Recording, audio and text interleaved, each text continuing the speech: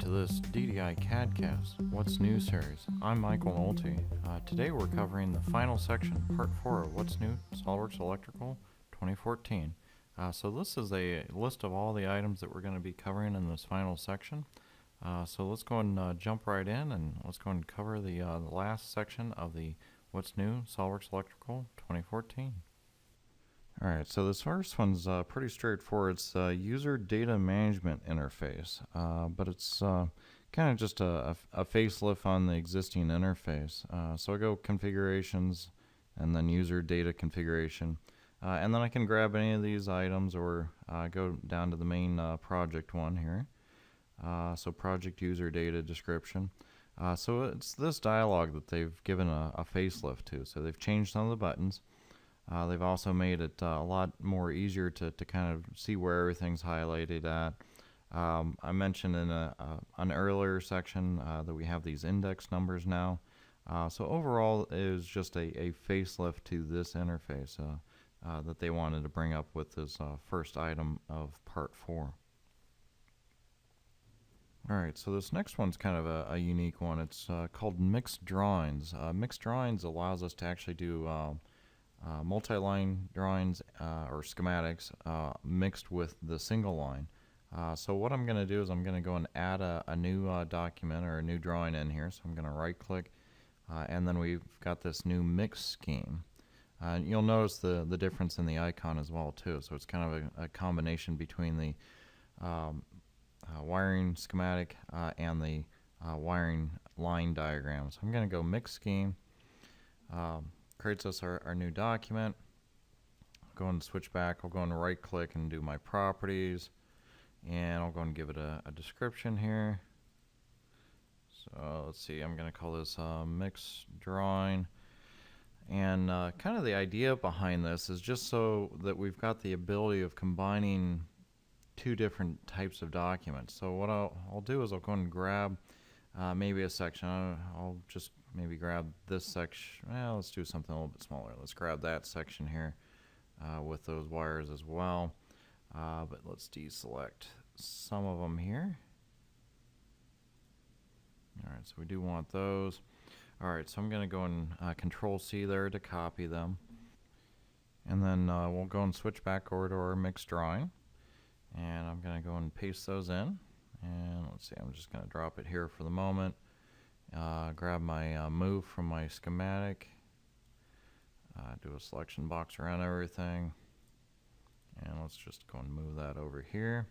Okay, and then I'm going to go to a single line drawing now, and I'm going to go and grab this section, and I'll go and copy it, go back to my mixed drawing, and then I can go and paste that in.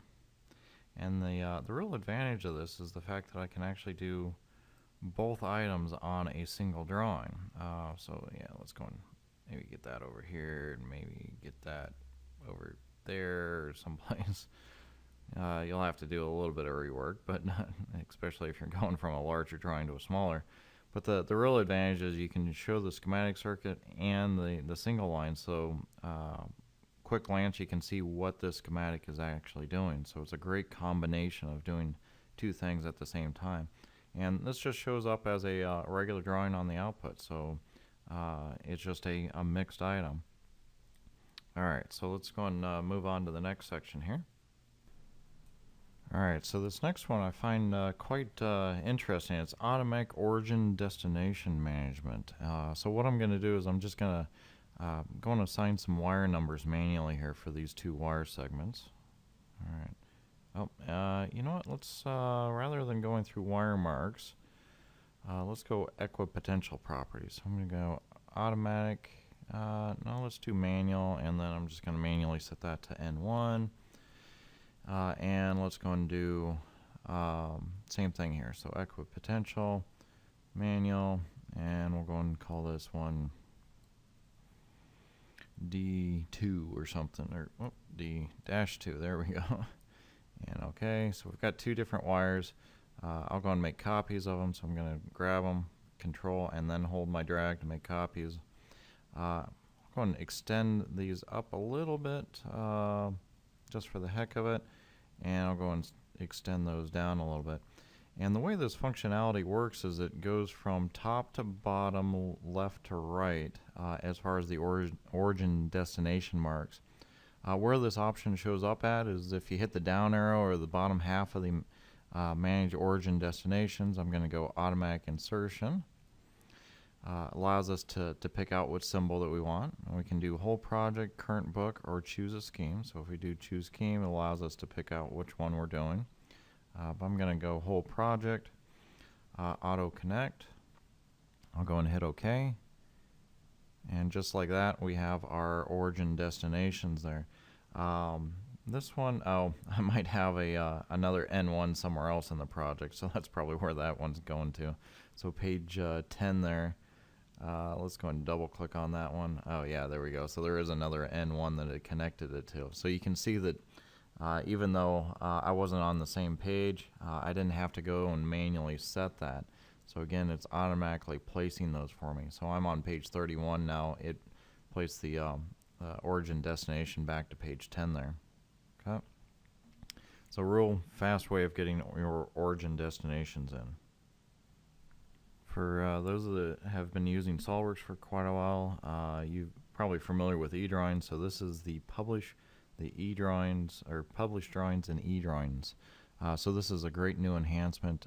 EDrawings is essentially like Adobe Acrobat for CAD files. So they've expanded it so that we can actually publish books of electrical schematics out to EDrawings. So I'm going to go and right click, say publish to EDrawings. And let's see, I'll go and get this over onto this page so I can do either selected ones or I can do all. And I'll go and let it do all. Go and hit OK there.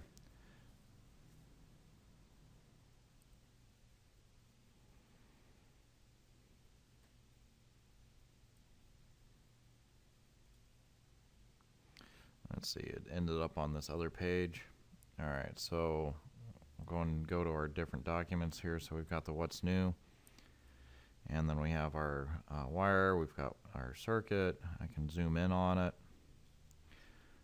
So this is allowing us to use the same end user interface that you might be using for your SOLIDWORKS files as you would be using for your SOLIDWORKS electrical schematics. So it's a great way to keep everything all in the same item. So here's that mixed drawing. Again, I had some wires sticking out there, but great way of keeping everything organized and easy for those out on the shop floor to be able to download the free EDrawings program and then be able to still view the documents there.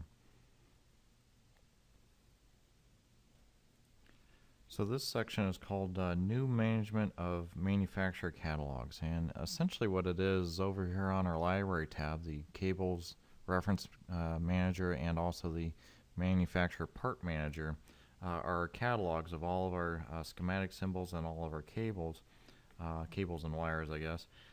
And so one of the things to point out is when you install the software or do a service pack update, they're no longer going to be pushing out the manufacturer's into the software, because you might have a catalog that you like it just the way you want it. So why import stuff that you're not going to be using? So that the way they've changed it this year, let's go and start with the cable reference, is I go into Cable Reference Manager. I've got the same dialog, but they have added or changed the buttons over here on the far right. And if I go local content, what it does is it takes me into my default directory for where my data is stored at. This is if you're working on the same machine that Electrical's database is stored on, it's going to be Program Data, SOLIDWORKS Electrical Catalog, and then Cables. If it's installed and you're doing a server setup, it's actually going to be on your SOLIDWORKS Electrical database where all your project files are stored. So these are the default locations. You can save them wherever you want, but then I can go through and say I want to load up this catalog. So I'll go and open that catalog. And I'll go through and it'll do a check and see what I've got compared to what's new in the catalog. And the real advantage of this is you can control what you're importing, what you're exporting, so rather than it just being pushed in each time you go through and do a service pack update or a major version update.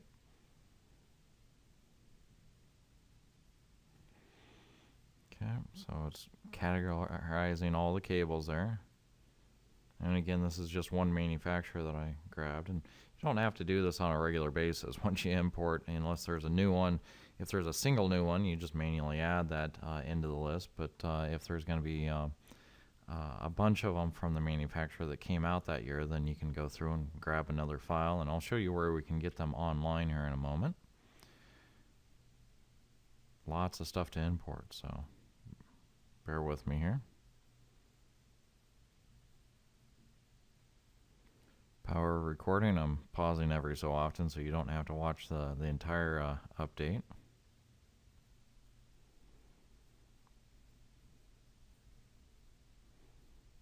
Alright, so now we have all the additional ones added into our library. So depending on what category that particular manufacturer fell into, then we can actually go through and see those. Or jump over to our filters, and let's see, let's go and go manufacturer, and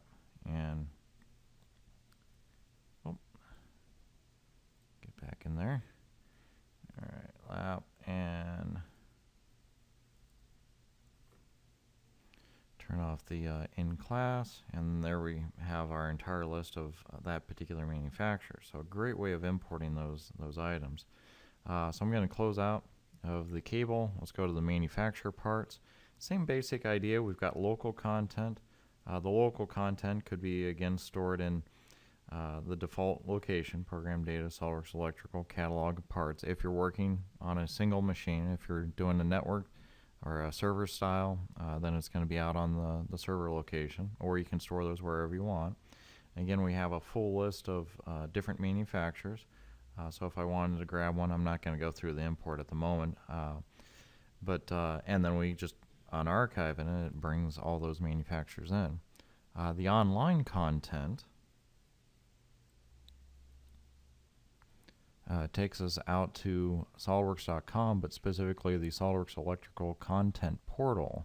Okay, and it does require you to log in. So I'm going to go into the electrical portal. Okay. If you don't have a login, then you want to create one. Okay. So I'm currently logged in, and I want to look at the catalog here. As far as well, let me go and log out here. So creating an account, it's free. Anybody can do it. So type in email, password, and for creating it, registration's pretty straightforward. They don't ask too much stuff here. So let me go and get logged back in again. All right, so log back in, and let's go and go catalog. And so we've got a full catalog of all the different manufacturers. So, some manufacturers, they're going to have everything listed in one group. Other ones, like Eaton, it's going to break it down by group. So for example, I wanted to grab this one. Go and download that, and I would probably save these out to some place that gets a regular backup. Alright, so I'm going to go to my desktop here. Go and save that out. Okay, I'll go and minimize the web page, come back to the parts manufacturer, and now it's local content, desktop. Go and grab my Eldon there. Oh, I think I pronounced that one Eaton last time, but Eaton is on the list also. Okay, and it's going to bring in just the elements of that particular manufacturer. So let's go and go filter, Eldon, not in class, and search there. I probably had some in there already, or maybe this is the new list. Yeah, it looks like 42. So this is actually the full list of items that were brought in for those particular. Some of them have full properties set up, some of them don't. I'll get that onto this page. So you might need to go and set those up, but again, remember with electrical, you only have to do it once for everybody that's using electrical, and then everybody has the information. So I think a great addition for the management of manufacturer catalogs for cables and manufactured parts there. For more CAD/CAS topics, check out our YouTube channel at youtube.com/DDICAD or tech blog at ddicad.com/tech center. Thanks for watching.